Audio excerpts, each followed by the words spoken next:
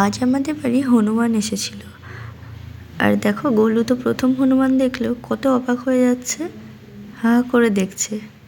High high high high, দেখো হুপায় হুপায়,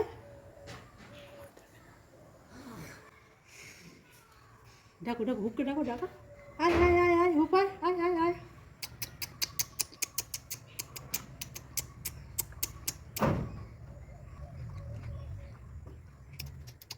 আর একটা বাচ্চা হনুমান দেখো একদম আমাদের সামনে চলে এসেছিল, হয়তো গোলুকে দেখে ওদের মতোই মনে করছিল ওরা।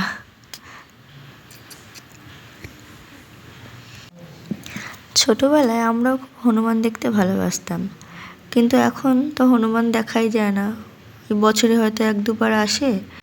আমরা যখন ছোট ছিলাম এখানে গাছপালা ফাঁকা জায়গা অনেক বেশি ছিল, যার জন্য হনুমানগুলো আসতো। কিন্তু এখন তো সব বাড়িঘর হয়ে ভরে গেছে, আর গাছপালাও একদম নেই, যার জন্য অনেক পরে পরে ওদেরকে আর দেখা যায়।